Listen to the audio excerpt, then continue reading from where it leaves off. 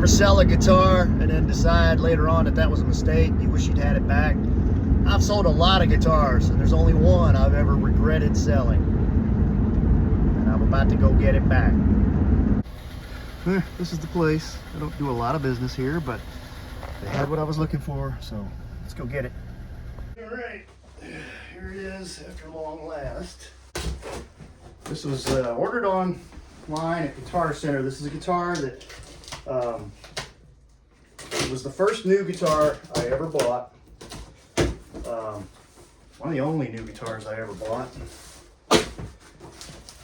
And in 1998, I bought this house. And I had to sell pretty much everything I had that was of any value to have a down payment for it. That's how things worked back then. You had to actually have collateral or down payments or stuff like that to buy a house. And this is the only one that I ever really wish I had back. I really regretted it. It was a rare color, and I didn't think that I would ever be able to find another one. And when I found this one listed on the Guitar Center website, I took a bunch of guitars and pedals and junk like that, and took them down to Guitar Center, and I said, how much will you give me for these towards this other guitar? And they gave me enough for me to be happy. I gave them all that equipment and a couple $100, and they shipped it down from Colorado to Nashville here, and we're all about to see it. So one of the first things that caught my eye, of course, was that it seemed to be the color that I wanted. And one of the second things that caught my eye was it was the year that I wanted. And the third was that it came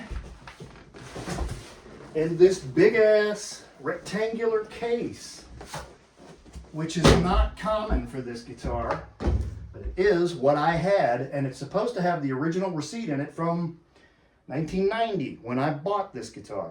So let's unhook these and see what we got. Still got the little gizmo in here that lets you set the combination.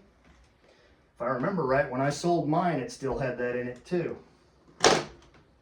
Locks all work. Case looks great. Looks like it's never really been too far from anywhere. Move this light back a little bit. All right, guys, here it is.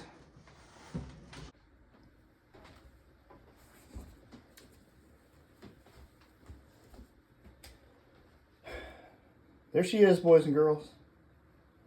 That is the exact same guitar that I had. And I had to sell it, and I always wanted it back. And if you want to know why I recently made this decision, it's because I just last week paid off my house. And so I thought that it was appropriate to go back and get the one thing that I regretted having to get rid of. That is almost exactly the guitar that I had, and it is absolutely in unplayed condition. Got the case information on the lock, that came with mine. It's got the warranty card. It's got, what is this? The original sales receipt. He gave $524 for this. I think I gave $6 for mine. Yeah, $524. So this is a big deal for me, guys. Hope it's entertaining, at least, to you guys. Who were these made by? I don't remember. Made in the USA. Interesting. Well, let's see what she sounds like, shall we? So why? Why does this guitar mean so much to me? It was the first new guitar that I ever bought in 1990, right after my wife and I got married. Bought it at Ed's Guitars in Miami, where we lived at the time, from Ed Olick, who's a famous guy in the vintage world. He passed away a long time ago.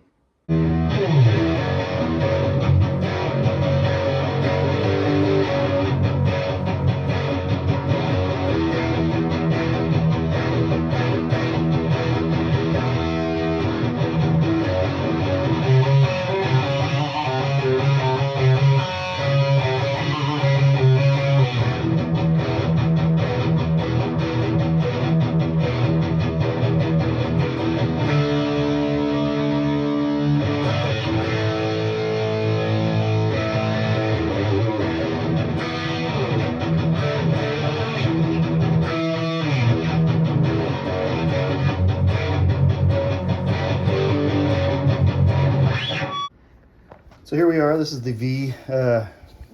Just opened it up because I was jamming around on it, and I got noticing that the controls were pretty noisy. They had a lot of noise to them, so decided to go ahead and pop the top on this and get a good look at it. And let's just go ahead and take a look at the fact that this thing is just absolutely minty. These are Gibson pickups. I was telling you earlier I couldn't really tell just from looking at the outside. Pots are all original, date from 1989.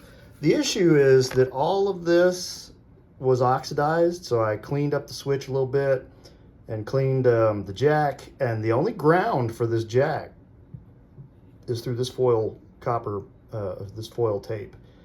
So I took that off, cleaned the tape, cleaned the jack, put it all back together, and now it's a lot quieter. It just had a lot of oxidation. This guitar has clearly just been sitting somewhere for the longest time. Enough that it got some kind of mildew oxidation all over everything in here. I'm gonna get some oxit cleaner and clean that up. The case also had some kind of mildewy stuff on the outside.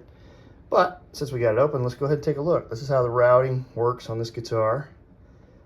I'm gonna assume that VSB probably stood for Vintage Sunburst, which I believe is what they called this this color. And I don't think there are any more marks on it. There's a little dust, and maybe some more of that white.